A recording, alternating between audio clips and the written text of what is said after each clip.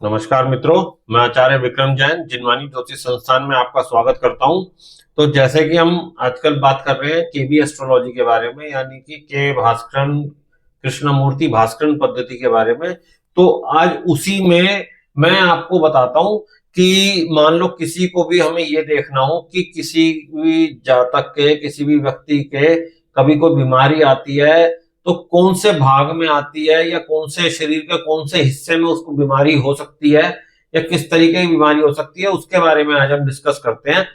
तो ये जैसे कि मैं आपको हर बार बताता हूं कि आप एस्ट्रोसेज पे एस्ट्रोसेज आप डाउनलोड कर लीजिए। एस्ट्रोसेज पे आप कुंडली निकालेंगे अपनी डिटेल्स डाल के, तो उसमें ये दो चार्ट बने हुए आएंगे, एक तो ग्रह या प्लेनेटरी पोजीशन का चार्ट और एक भाव संधि या भाव डिटेल्स का। तो ये दो चार्ट हमारे को इंपॉर्टेंट है, ये दो चार्ट हमें देखने हैं। तो मैं एक एग्जांपल के थ्रू आज आपको बता रहा हूं। तो ये जो मैंने जातक की कुंडली ली है, ये है 3 दिसंबर 1989 7:23 AM दिल्ली। ये जातक की डिटेल्स है। तो अब हम इसके ऊपर मान लो डिस्कस करते हैं कि जातक को शरीर के किस हिस्से में प्रॉब्लम या समस्या आ सकती है। तो ये इसका D1 चार्ट बनता है। D1 चार्ट का जो है वो वृश्चिक लगन का चार्ट है। इसमें सूर्य और बुध जो है अपनी लगन में यानी वृश्चिक राशि में बैठे हैं, शनि धनु राशि में, और मकर राशि में चंद्रमा है, राहु है और शुक्र है, और बृहस्पति वक्री होकर मिथुन राशि में 8वें भाव में बैठे हैं। तो अब हम देखते हैं नियम क्या कहता है। केबी एस्ट्रोलॉजी के हिसाब से नियम कहता है यदि छठे भाव का सबलॉर्ड यानी उप नक्षत्र स्वामी का जो नक्षत्र स्वामी है या स्टार लॉर्ड है, वो जिस राशि में बैठा होगा उस राशि से रिलेटेड यानी या उस राशि से संबंधित कारक तत्वों में उसके समस्या उत्पन्न होगी।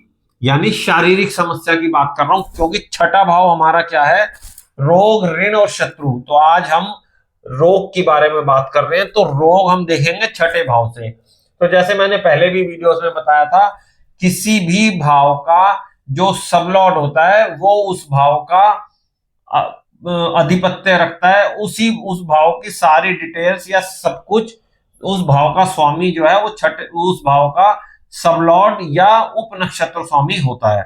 तो सबसे पहले हम क्योंकि बीमारी के बारे में बात कर रहे हैं तो हमें रोग के बारे में बात कर रहे हैं, तो छठे भाव को देखना है। तो छठे भाव का उप नक्षत्र स्वामी देखना है यानी सबलॉर्ड।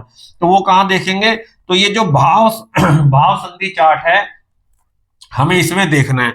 तो ये मैंने भाव संधि चार्ट ये लिखा हुआ है, आप एस्ट्रोसेज पे जाके अपना देख भी सकते हैं। तो इसमें छठे भाव का उप नक्षत्र स्वामी देखना है। ये छठा भाव यहां लिखा है, इसका उप नक्षत्र स्वामी हो गया मंगल। तो हम यहां लिखेंगे पहले कि छठे भाव का उप नक्षत्र स्वामी सिक्स्थ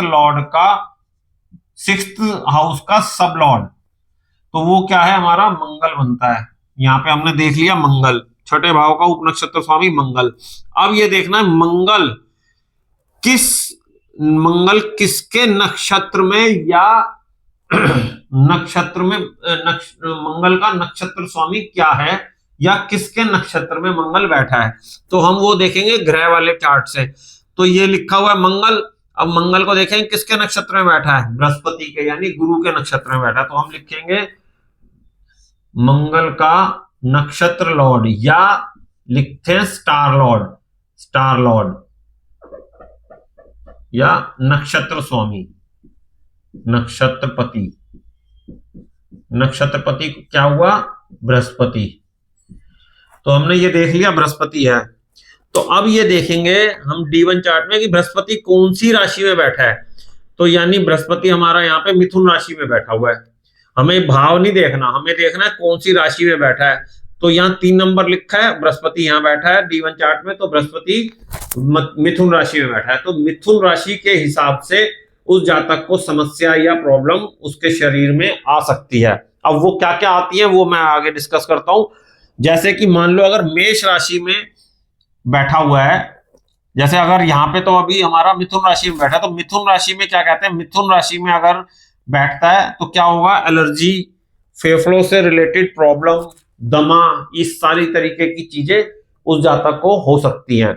तो ऐसे ही अब जैसे मान लो कोई भी छठे भाव का जो सबलॉर्ड है या उपनक्षत्र स्वामी है वो उसका नक्षत्र स्वामी अगर मान लो मेष राशि में बैठ जाए तो क्या होगा, मेष राशि यानी पहली राशि 1 नंबर राशि कहलाती है। मेष राशि में अगर बैठे तो क्या होगा, चक्कर आना या सिर से रिलेटेड समस्याओं का उसको सामना करना पड़ सकता है। वहीं अगर वृष राशि में अगर बैठता है तो वृष राशि में क्या होगा, गर्दन से रिलेटेड प्रॉब्लम होगी, brain haemorrhage, thyroid, irregular, ladies में इररेगुलर एमसी की प्रॉब्लम भी आ सकती है। मिथुन राशि में बैठा है, जैसे अभी हमने एग्जांपल में देखा है, अगर मिथुन राशि में अगर बैठता है तो क्या होता है, एलर्जी या फेफड़ों से रिलेटेड प्रॉब्लम, दमा, एस्थमा, इस तरीके की प्रॉब्लम्स आती हैं उसको। कर्क राशि में अगर बैठा है तो कर्क राशि में क्या क्या हो सकता है, पेट, अमाशय, अपच, पथरी, पीलिया, इस सब तरीके की समस्याओं का उसको सामना करना पड़ सकता है। अब बात करते हैं सिंह राशि के बारे में। तो सिंह राशि में अगर 6th भाव के सब लॉर्ड का नक्षत्र लॉर्ड अगर बैठ जाए, वो कोई भी ग्रह हो सकता है, तो क्या दिक्कत आएगी, हार्ट अटैक जैसी उसको समस्याओं का सामना करना पड़ सकता है। कन्या राशि में अगर बैठता है तो टाइफाइड और अपेंडिक्स जैसी प्रॉब्लम्स आ सकती हैं। तुला राशि में अगर बैठता है तो अल्सर, हर्निया, शुगर या पेशाब से रिलेटेड प्रॉब्लम्स उसको आ सकती हैं। वृश्चिक राशि में अगर बैठता है तो भी पेशाब से रिलेटेड प्रॉब्लम, गुर्दे में पथरी और लेडीज में बच्चेदानी में प्रॉब्लम आ सकती है। धनु राशि में अगर बैठता है तो धनु राशि में जातक को कैंसर से रिलेटेड प्रॉब्लम आ सकती है या गूदा द्वार से रिलेटेड प्रॉब्लम आ सकती है, गूदे में प्रॉब्लम आ सकती है। मकर राशि में अगर बैठता है तो मकर राशि में स्किन से रिलेटेड प्रॉब्लम, स्किन एलर्जी वगैरह या एक्जिमा वगैरह, इस तरीके से रिलेटेड उसको दिक्कतें आ सकती हैं। कुंभ राशि में अगर बैठता है तो कुंभ राशि में नाड़ियों से रिलेटेड यानी वेन्स से रिलेटेड समस्या, सर्वाइकल, हाथी पांव मतलब जो एलिफेंटेसिस हो जाता है, जो जिसमें पैर बहुत मोटा हो जाता है, एक पैर या दोनों पैर भी हो जाते हैं कई बार, तो वो हाथी पांव कहलाता है, एलिफेंटेसिस, तो उसकी भी दिक्कत आ सकती है। मीन राशि में बैठता है तो शरीर का कांपना, ऐसे ऐसे करके कांपता रहना या किसी भी तरीके की शारीरिक ओवरऑल शरीर में किसी भी तरीके की दिक्कत आ सकती है। तो ये आज हमने देखा कि ग्रह कौन सी राशि में बैठा है, यानी कि 6th का सब लॉर्ड का नक्षत्र लॉर्ड कौन सी राशि में बैठा है, उस राशि के हिसाब से जातक को क्या क्या प्रॉब्लम आ सकती है। आगे हम और बात करेंगे तो हम फिर नक्षत्रों के बारे में बात करेंगे कि 6th का सब लॉर्ड का नक्षत्र लॉर्ड कौन से नक्षत्र में बैठा है। अभी हमने बात करी है कौन सी राशि में बैठा है, फिर हम बात करेंगे कौन से नक्षत्र में बैठा है। जिस नक्षत्र में बैठा होगा उस नक्षत्र से रिलेटेड प्रॉब्लम जातक को आएगी, तो वो भी हम आगे वीडियो में डिस्कस करेंगे। आशा करता हूं ये वीडियो आपको अच्छी लगी होगी, ये इन्फॉर्मेशन अच्छी लगेगी, तो आप ये नोट्स आप सारे उतार लीजिएगा। आगे आपको मैं और चीजें समझाऊंगा, तो केबी एस्ट्रोलॉजी यानी कि कृष्णमूर्ति भास्कर पद्धति में बहुत आसानी से आप जातक के बारे में आप ज्ञात कर सकते हैं। अगर किसी को भी किसी भी तरीके की कुंडली विश्लेषण करवाना हो तो सशुल्क आप कुंडली विश्लेषण करवा सकते हैं। बहुत बहुत धन्यवाद।